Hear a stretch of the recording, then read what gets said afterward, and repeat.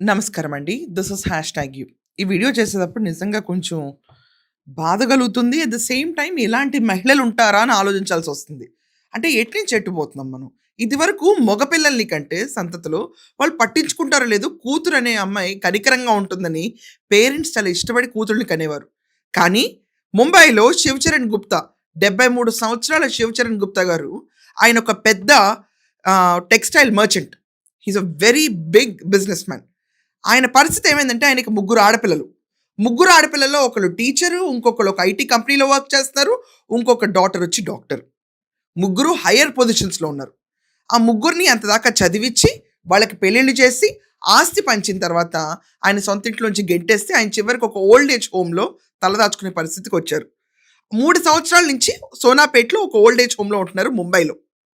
ఆయనకి ముగ్గురు కూతుళ్ళు ఎక్కడెక్కడ ఉన్నారంటే హర్యానా, ముంబై, గుజరాత్‌లో ముగ్గురు కూతుళ్ళు సెటిల్ అయ్యారు పెళ్ళిళ్ళు చేసుకొని. దాని తర్వాత ఓల్డ్ ఏజ్ హోమ్‌లో జాయిన్ అయిన 6 నెలలకి ఆయన సతీమణి కాలం చేశారు. దాని తర్వాత సింగిల్‌గా ఆయన అలాగే ఓల్డ్ ఏజ్ హోమ్‌లో కష్టాలు పడుతూ ఆయన ఫోన్ పక్కనే పెట్టుకునున్నారు ఆఖరి రోజుల్లో. కూతుళ్ళు ఎవరైనా ఫోన్ చేస్తే మాట్లాడదామని ఎదురు చూస్తూ లిటరల్లీ ప్రతి సెకండ్ ఎదురు చూస్తానే ఉండేవాళ్ళని ఓల్డ్ ఏజ్ హోమ్ వాళ్ళు చెప్పారు. చాలా క్రూరాతి క్రూరమైన కూతుళ్ళని ఈరోజు మనం చూడబోతున్నాం. అయితే 'శివచరణ్ గుప్తా' గారికి కొంతకాలంగా ఒంట్లో బాగోట్లేదు అని చెప్పి ఇంటిమేట్ చేసినా కనీసం ఏ కూతురు తిరిగి ఫోన్ చేయలేదు, డబ్బులు కూడా పంపించలేదు. తర్వాత ఆయన కండిషన్ క్రిటికల్‌గా ఉందని తెలిసిన తర్వాత, మేము రాటానికి వీలు పడదు. మాకు కొంచెం ఇబ్బందిగా ఉంది. మీరే హ్యాండిల్ చేసుకోండి అని చెప్పి ఓల్డ్ ఏజ్ హోమ్ వాళ్ళ పైనే తోసేసారు ముగ్గురు కూతుళ్ళు. ఓల్డ్ ఏజ్ హోమ్ వాళ్ళు ఫోన్ చేసి, "మీ నాన్నగారు మీ ఫోన్ కోసం ఎదురు చూస్తున్నారు. ఒక్కసారి మాట్లాడండి" అంటే మాట్లాడలా. తర్వాత ఆయన చనిపోయారు. ఆయన కాలం చేసిన తర్వాత మంగళవారం రోజు ముంబైలో ఆయన కాలం చేశారు. కాలం చేసిన తర్వాత అంత్యక్రియలకి రమ్మని ఫోన్ చేశారు. "మేము రాలేము. మా ఇంట్లో పనులున్నాయి. మాకు మీటింగ్స్ ఉన్నాయి. మేము బిజీగా ఉన్నాము. మీరే కానిచ్చేయండి" అని చెప్పి ఇద్దరు కూతుళ్ళు డబ్బులు కూడా పంపించలా. ఒక కూతురు ఇంకా గొప్పది. అంటే ఇంతకంటే దరిద్రపుదాన్ని నేను ఎక్కడ చూడలేదు. ఈ ముగ్గురు ఒక పెంటమూకలాగా ఉన్నారు. దీంట్లో ఒక కూతురు రూ. 5,100 పంపించింది. అంత్యక్రియలు చేసి దానికి మినిమమ్ కాస్ట్ ఉంటుంది కదండీ! కట్టెలు కొనటానికి ఇటికి.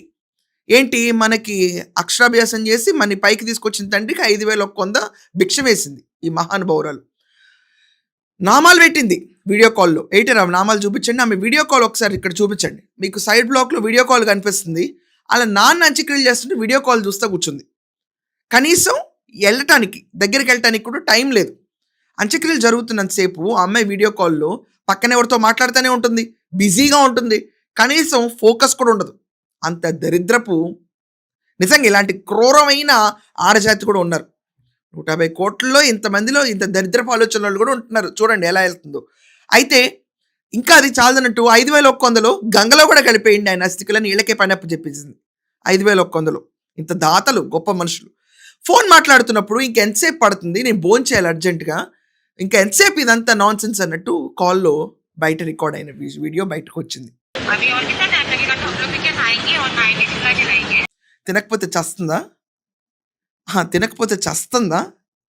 ఇలాంటి మోకని పబ్లిక్‌లో ఎండేస్తే తప్ప ఇంకొకళ్ళు ఇలాంటి ఎదవేషాలేయరు. ఇదొక స్టైల్ అయిపోయింది ఈ రోజుల్లో. పేరెంట్స్‌ని భరించలేం. అమ్మమ్మలు, తాతలైతే ఇంకా గాన్ చాప్టర్. ఆళ్ళని పట్టించుకునే అవసరం కూడా మాకు లేదు. రిటైర్ అయిన పేరెంట్స్‌ని చూసుకోవడమే ఒక పెద్ద గొప్పదనంగా ఫీల్ అవుతున్నారు. అమ్మమ్మలు, తాతలు ఎక్కడండి ఈ రోజుల్లో? ఇదివరకటి రోజుల్లో ఉమ్మడి కుటుంబాల్లో తాతమ్మలు, ముత్తాతమ్మలు ఇంతమంది ఉండేవాళ్ళు.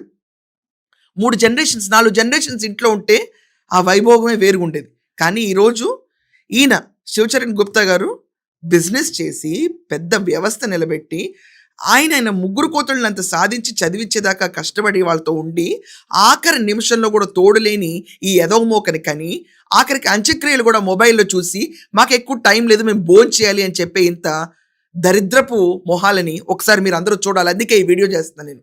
ఎంతమందికి వీలైతే అంతమందికి ఇలాంటి మొహాలను ఎక్స్‌పోజ్ చేయాలి. రేపు ఇంకొకడు భయపడాలి. ఒక కన్న తండ్రినో, కన్న తల్లినో అంత్యక్రియలు కూడా వీడియో కాల్‌లో చూసుకుంటామని దేబ్రించే మొహాల్ని. అమెరికాలో పోతారు చాలామంది. "మేము వచ్చే టైం లేదు. మాకు వీసాల ప్రాబ్లమ్ ఉంది. మేము రాము. లేకపోతే ఉద్యోగాల్లో లీవ్ లేవు. మీరే కానిచ్చేయండి అంత్యక్రియల్లో" అని చెప్పి ఎన్‌జీఓ సర్వీస్‌లో ఎంగేజ్ చేస్తారు దరిద్రపు ముక్క. కనీసం కన్న పేగుకు రుణం తీర్చుకోవడానికి కూడా అనర్హులుగా మిగిలిన ఇలాంటి ఒక జాతి ఈరోజు సభ్య సమాజం ముందు ఎండగట్టాలండి. ఇలా ఎండగడితేనే ఇంకొకళ్ళు ఇలాంటి దరిద్రపు వేషాలు వేయరు. వీళ్ళ గురించి చాలా మాటలు మాట్లాడొచ్చు. కానీ మన నోరు చెడవుతుంది ఇంత దరిద్రుల గురించి ఎక్కువ మాట్లాడితే. అలాంటి వీడియో కాల్‌ని ఆ ఎన్‌జీఓ వాళ్ళే రిలీజ్ చేశారు బయటికి. మొత్తం ట్విట్టర్, సోషల్ మీడియా షేక్ అయింది ఈ దుర్ఘటన చూసిన తర్వాత. ఏమండి, ఒక్కటి గుర్తుపెట్టుకోండి, వాళ్ళు మన బాధ్యత కాదు. వాళ్ళు మన ముందు పుట్టిన పిల్లలు అనుకోవాలి ఎప్పుడన్నా కూడా. మనకి 40 వస్తున్నాయి అంటే వాళ్ళకి 60 70 వస్తున్నాయి. వాళ్ళకి మనం తప్ప ఇంకో తోడు లేదు. నుంచున్నంత కాలం మన వెనకమాల వాళ్ళు ఉండబట్టే మనం ఒక 25 ఏళ్ళు 30 ఏళ్ళ జీవితం సాఫీగా సాగింది. అలాంటి కృతజ్ఞత లేని జీవితం ఉంటే ఎంత, పోతే ఎంత. వీళ్ళకి కూడా చాలా తొందరగా ఇదే సిచ్యువేషన్ రిపీట్ అవుతుంది. కర్మ విల్ హిట్ బ్యాక్. అలాగే అనాథాశ్రమంలో దిక్కులేని శవాల్లా పడుంటాం ఖాయం. ఇది శపించడం కాదు, ఇది ప్రకృతి. ఏది ఇస్తావో అది తిరిగి వస్తుంది. ఇలాంటి దరిద్రపు సంఘటన మీరు అందరూ చూసుంటారు. మీ ఒపీనియన్ ఏంటో దీనిపైన కొంచెం ఖచ్చితంగా రాయండి. అండ్ ప్లీజ్ ఈ వీడియోని, ఈ ఫేస్ని ఎంత వీలైతే అంత షేర్ చేయండి.